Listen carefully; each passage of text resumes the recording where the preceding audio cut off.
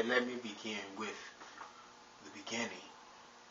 Okay, in the beginning, mankind was pure, or they were sinless. That was their nature. Okay, and as the story went, they ate from the forbidden tree. I'm trying to go as slow and easy as possible, so I don't ever have to go over this again, although I may. And then they ate from the forbidden tree. Okay? Pure, ate from the tree, tainted. Okay? They became sinners. Alright? Because they ate from the forbidden tree. Now, what is sin? Sin, according to the book, not something that I have made up. Sin is an illness. Alright? An illness. Not saying that everybody who's sick is this. No. But sin itself it brings about death. Okay? Sin brings about death. Alright? I mean, how clear that's clear as I can possibly get it. Alright? People say, well, why do we suffer because of Adam's sin? This is trying to make this as clear as possible to atheists as well as Muslims as well as whoever who has a question about this. Okay? If you were not born by the only humans on this earth, you would not have that problem. The problem is you have inherited their characteristics, their traits, their nature. And because their nature was marred, you now have a marred nature. It can't get no clearer than that. Science 100 times over have stated this truth abundantly. I can't even imagine where or how atheists could even think to question the fact that it is so, or that it makes any sense at all, or it is illogical. It's just like, in order for atheists to say that this makes no sense, they would have to deny what they consider the theory of evolution. Because how on earth can one animal's traits be passed down to their offspring, okay, or passed down to their kind, if what I'm saying is illogical? Adam had a problem that he passed down to his children. Adam had a sickness that he passed down to his children. Eve had a sickness, and so on and so forth. Come on, people. Come on. Are you just looking for excuses for why you don't want to believe? And if so, then I'm sure you'll find something. But this one, you can't have. You just cannot have it. And again, dealing with Muslims, okay? If you look at your mother and your father or your cousin or your brother or anybody in your family, and you can see your resemblance in them, if you can see their resemblance in you, then that is because you have inherited a likeness. Okay? I mean,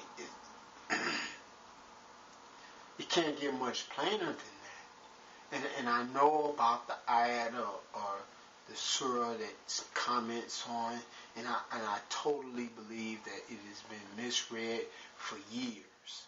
And it's time for somebody to read it correctly. Do you think when the Mahdi shows up, he's going to go along with a lot of this stuff that's going on in Islam? Or do you think he's going to bring about a revolution? Do you, if you believe in him or his appearing, you know what I'm saying? It's like if he is anything like the Messiah, like Isa, then he's going to come and you all will not be ready. He will not uphold the traditional version of Islam that you have been so accustomed to.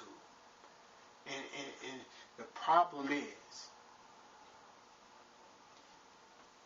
what people do not want to do, or have not done, is just consider the literalness of the scriptures when it is literal. Okay, sin is not a spiritual. All right, it's not just a spiritual. Entity. I mean, it's not just a spiritual sickness. Okay, it's a physical and as well as spiritual sickness. But it starts in the physical. Okay, that's why the Christians for years have been saying they walk by the Spirit, not by the flesh, because the flesh profiteth nothing, because the flesh is where sin is home. The flesh is where sin originates from. It thrives on the flesh. Christians have been saying this for years. I don't understand how it has been overlooked for this long. You know, I don't understand how you can read in the Bible where it says, I am shapen in iniquity, and in sin did my mother conceive me. Okay? But I'm going to go a step further than that. I'm going to go a step further. I got something for you. This is from the American Pregnancy Association of America. Okay? And this is what it says about HIV and AIDS during pregnancy. It says, according to the March of Dimes, there are an estimated 120,000 to 160,000 women in the United States who have been infected with HIV. About 6,000 to 7,000 of the women infected with HIV have birth annually. Since the beginning of the HIV/AIDS epidemic, approximately 15,000 children in the United States have been infected with HIV, and 3,000 children have died. About 90% of those were infected with the virus during pregnancy or birth.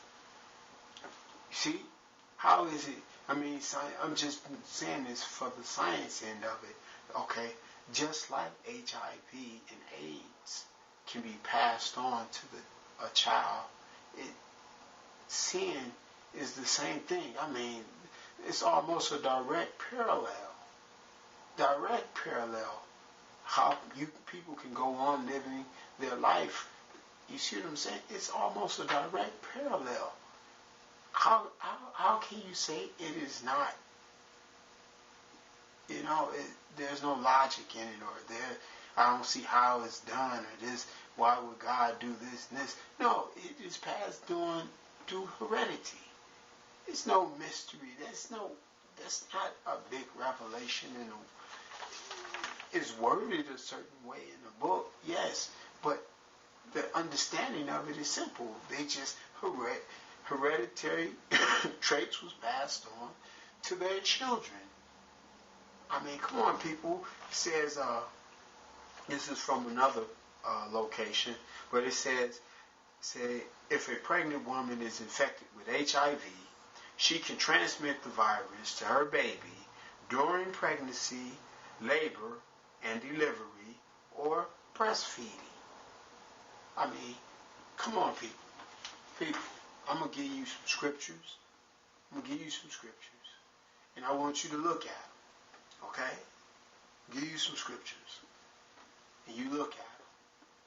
But as it pertains to this, we're not born in sin business.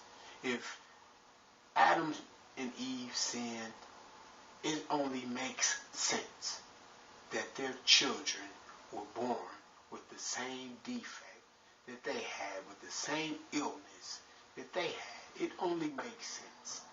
It only makes sense. People. Yah is love.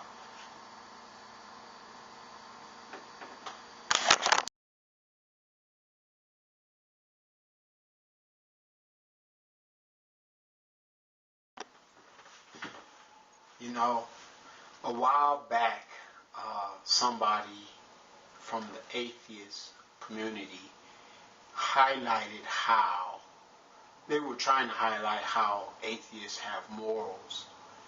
But I'm going to show you let me tell you what I've seen, what I saw when I heard, or what I thought when I heard what had happened.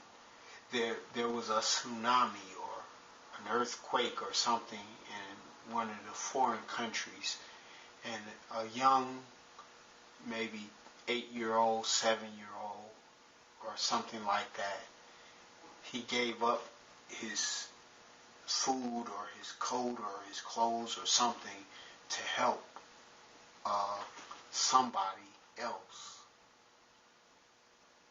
And they said that the atheists were trying to highlight that as saying, see, look, there is good in people.